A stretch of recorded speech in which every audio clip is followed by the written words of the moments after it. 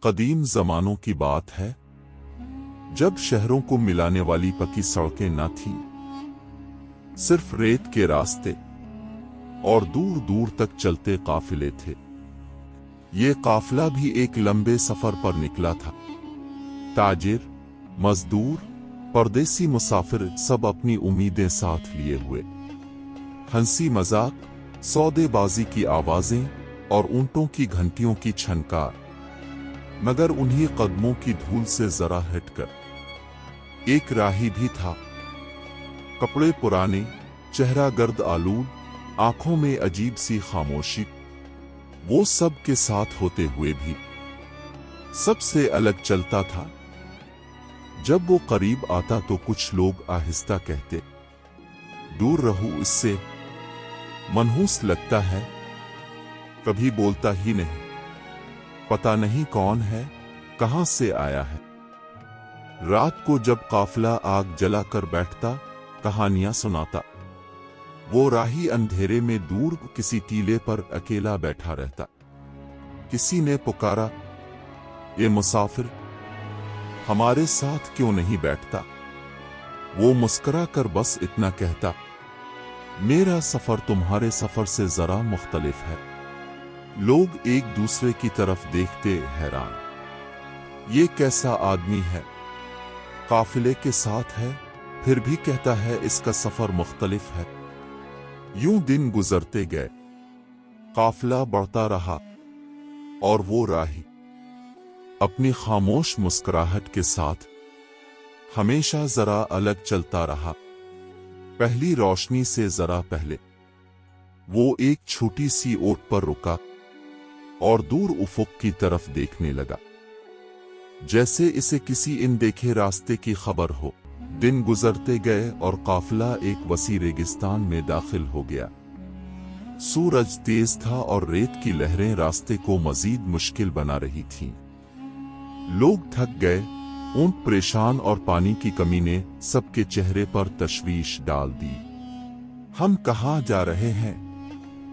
پانی ختم ہو جائے گا، کچھ لوگ چیختے، کچھ خاموش تھے، مگر سب کے دلوں میں خوف تھا۔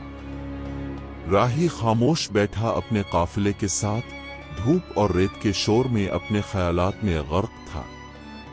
اس کی آنکھوں میں ایک پرسکون اعتماد تھا، جیسے وہ جانتا ہو کہ آگے کا راستہ کیسے نکلے گا۔ ریت کی تیز ہوا اور دھول کے بادل نے قافلے کی راہ دشوار کر دی۔ اونٹ گھبرائے، لوگ بھاگنے لگے، مگر راہی نے اپنے آرام دہ انداز میں سب کو سنبھالنے کی کوشش کی۔ راہی اٹھا، اپنی چھڑی زمین میں لگا کر سب کی طرف اشارہ کیا۔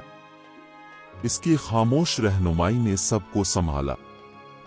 لوگوں نے اس کے پیچھے چلنا شروع کیا اور قافلہ دھیرے دھیرے صحیح راستے پر آ گیا۔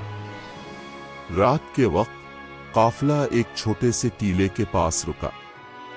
لوگ تھک گئے مگر اب خوف کم تھا۔ راہی ایک چھوٹے سے دھیر پر بیٹھا، شام کی ہلکی روشنی میں سوچتا رہا، سب کچھ دیکھتے ہوئے، بغیر کسی ہلچل کے۔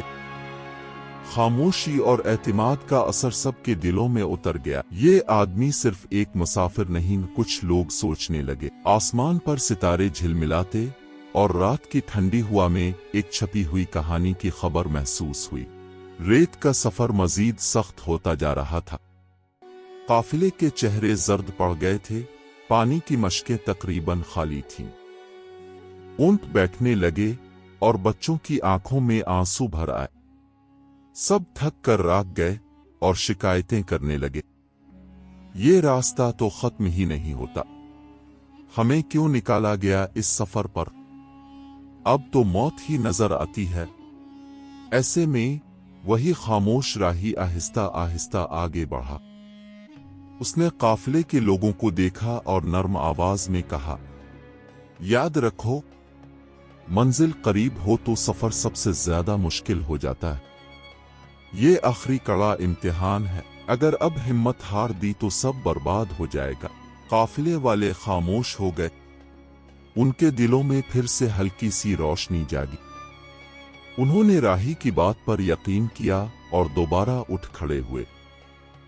رات کا اندھیرا چھا گیا، आसमान पर चमकते सितारे, और काफिला इस एक शख्स के पीछे चलने लगा जिसकी आंखों में यकीन था। सुबह की रोशनी नमूदार हुई, रेत के टीलों के पीछे सब्ज दरख्त झिलमिलाने लगे। काफिले वालों की आंखों में खुशी के आंसू भर आए। वो दौड़ते हुए आगे बढ़े और देखा, एक नखलिस्तान, ठंडा पानी, हरी घास और खजूरों के दरख्त, सब ने मशकें भर लीं। बच्चे हंसने लगे, ऊंट आराम से लेट गए। लोगों ने राही को घेर लिया और कहा, अगर आप न होते तो हम रास्ते में मर जाते। आपने हमें बचाया, आप ही हमारे रहनुमा हैं। राही ने मुस्कुरा कर कहा, मैं तो बस एक मुसाफिर हूँ, असल रहनुमा तो आपके दिल में था, मैंने सिर्फ आपको यकीन दिलाया। ये कहकर वो काफिले से अलग हो गया।